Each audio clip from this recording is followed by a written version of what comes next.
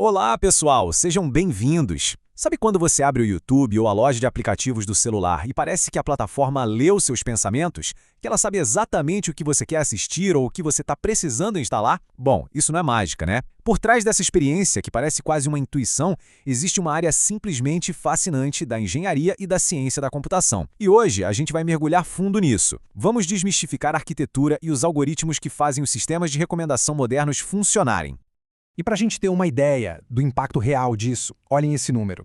60%, mais da metade de todo o tempo que as pessoas passam assistindo vídeos do YouTube vem diretamente de uma recomendação. Isso é gigantesco, mostra que esses sistemas não são só um detalhe, uma funcionalidade a mais. Eles são, na verdade, o principal motor que move o engajamento e a descoberta de conteúdo nessas plataformas. Mas vamos lá, o que é tecnicamente um sistema de recomendação? A definição formal é essa: um sistema de filtragem de informação que tenta prever a nota ou a preferência que uma pessoa daria a um item. Pensa assim, no meio de bilhões de opções de vídeos, de músicas, de apps, procurar manualmente seria impossível. O grande objetivo, então, é apresentar um pequeno conjunto de coisas que tenham uma altíssima chance de serem relevantes e interessantes para cada pessoa de forma individual. Certo, então como essa máquina funciona por dentro? Embora os detalhes de implementação sejam super complexos, a grande maioria dos sistemas de recomendação que a gente usa no dia a dia, como os do Google, segue uma arquitetura que a gente pode dividir em 3 grandes estágios. A melhor forma de pensar nisso é como um funil. Ele começa bem largo, com milhões de itens, e vai afunilando, refinando a seleção até chegar em umas poucas e boas recomendações na sua tela. E esses 3 estágios são: primeiro, a geração de candidatos. É a boca larga do funil. O sistema dá uma olhada rápida e superficial em milhões de itens e seleciona algumas centenas que parecem ter alguma coisa a ver com você. Depois, vem a pontuação, ou scoring. Agora o sistema pega essa lista menor e usa um modelo bem mais potente, mais caro computacionalmente, para analisar um por um e dar uma nota, uma probabilidade de você gostar daquilo. E por fim, a reclassificação. Essa é uma etapa crucial de ajuste fino. A lista já está ordenada, mas aqui a gente aplica outras regras. Vamos garantir que tem variedade? Vamos promover um conteúdo novo? Vamos evitar mostrar a mesma coisa o tempo todo? Tudo isso acontece aqui. E essa imagem resume perfeitamente a escala do desafio. A gente está falando de sair de um oceano de bilhões de vídeos e chegar a um punhado de sugestões, tudo isso em questão de milissegundos, cada vez que a página é atualizada. É uma verdadeira proeza da engenharia de software e do machine learning funcionando em tempo real. Ok, agora vamos dar um zoom na primeira etapa, aquela que eu chamei de geração de candidatos. Ela é fundamental e, historicamente, 2 grandes abordagens clássicas dominaram esse campo. Elas são a base de quase tudo que a gente vê hoje em dia, mesmo nos sistemas mais modernos. Vamos entender como cada uma pensa. De um lado, a gente tem a filtragem baseada em conteúdo. A lógica aqui é bem simples. Se uma pessoa gostou de um item com certas características, por exemplo, um vídeo sobre machine learning, então vamos recomendar outros itens com características parecidas. Do outro lado, a gente tem a filtragem colaborativa. Essa aqui funciona com base na sabedoria da multidão. A ideia é encontrar outras pessoas com gostos parecidos com os seus vizinhos, e te recomendar coisas que eles gostaram e que você ainda não viu. Vamos analisar um pouco mais a filtragem baseada em conteúdo.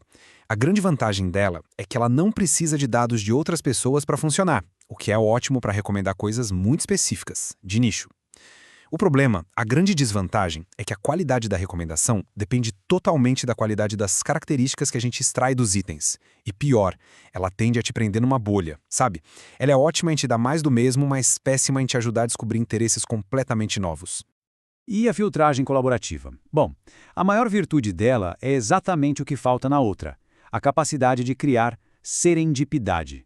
Sabe aquela recomendação que te surpreende de algo que você nunca pensaria em procurar?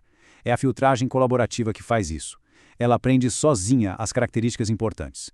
Só que ela tem um calcanhar de Aquiles muito famoso que a gente chama de problema do início frio, ou cold start. Um item novinho, que ninguém nunca interagiu, é invisível para o sistema.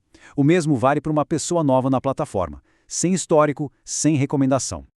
Agora, vamos mergulhar um pouco mais fundo na filtragem colaborativa, porque é através dela que a gente chega num dos conceitos mais poderosos e centrais em sistemas de recomendação modernos, os embeddings. E a gente aprende esses embeddings com técnicas como a fatoração de matrizes.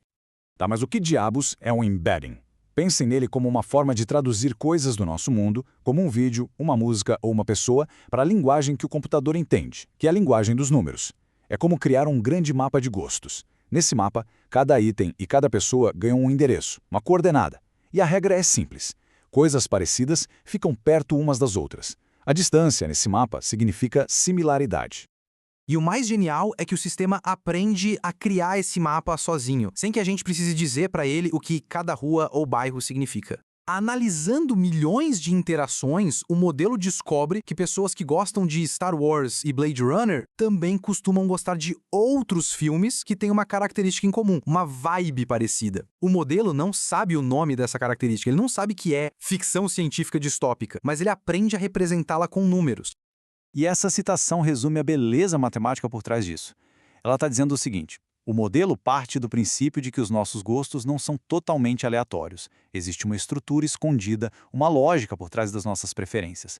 O objetivo da fatoração de matrizes é justamente encontrar essa estrutura, essas dimensões fundamentais do gosto, como gênero, tom, estilo, mesmo que elas não estejam escritas em lugar nenhum. A fatoração de matrizes é um modelo super elegante e potente, mas ela também tem suas limitações. E é aqui que a gente entra na era moderna dos sistemas de recomendação, uma era dominada pelas redes neurais profundas, as famosas DNNs. Elas dão um salto enorme em flexibilidade e na capacidade de modelar problemas complexos, permitindo superar os desafios que os modelos mais antigos não conseguiam. A grande pergunta que motivou essa evolução foi: como a gente pode deixar as recomendações ainda mais inteligentes e relevantes? Como podemos ir além de só saber qual pessoa gostou de qual item? Como a gente pode levar em conta o contexto? Por exemplo, a hora do dia, o país da pessoa, o que ela acabou de buscar. Como usar toda essa riqueza de informações para gerar recomendações melhores? E para entender por que as DNNs foram necessárias, vamos só lembrar rapidinho dos problemas da fatoração de matrizes. Primeiro, ela tem muita dificuldade em usar essas informações extras, essas side features. Segundo, ela tem uma tendência forte a recomendar só o que já é super popular, ignorando os conteúdos de nicho. E como a gente já viu, ela sofre bastante com o problema do cold start para itens e usuários novos. Essa tabela comparativa aqui deixa tudo muito claro. Vejam como um modelo baseado em DNN resolve diretamente essas limitações. E o segredo, a grande sacada, está na sua camada de entrada. Ela é super flexível. Ela consegue receber uma quantidade enorme de características diferentes, seja da pessoa, como idade e país, seja do item, como a categoria, ou do contexto, como a hora do dia. Isso permite que o modelo generalize, que ele consiga fazer uma boa recomendação mesmo para um item que ele nunca viu antes, só com base nas características dele. E aqui está a grande mudança de paradigma. A faturação de matrizes aprende um embedding fixo para cada usuário e item, que fica guardado numa tabela gigante. A DNN, por outro lado, aprende uma função complexa que mapeia todas aquelas características de entrada em um embedding. O que isso significa? Significa que para cada nova recomendação, a rede neural calcula um embedding novo, na hora, personalizado para aquele exato momento e contexto. O sistema se torna muito mais dinâmico e responsivo. Isso tudo nos leva à fronteira do que está sendo pesquisado hoje em sistemas de recomendação, porque a precisão acertar o que a pessoa vai gostar é só uma parte do jogo. Conforme esses sistemas ficam mais poderosos e influentes, outras questões, ligadas àquela etapa final de reclassificação, se tornam centrais. Como a gente garante que os sistemas são justos e não amplificam preconceitos que já existem nos dados? Como projetamos sistemas que incentivam a diversidade de ideias em vez de criar bolhas? E como a gente promove a descoberta de conteúdo novo? Essas não são mais só questões técnicas, são os grandes desafios éticos e sociais que vão definir a próxima geração de sistemas de recomendação.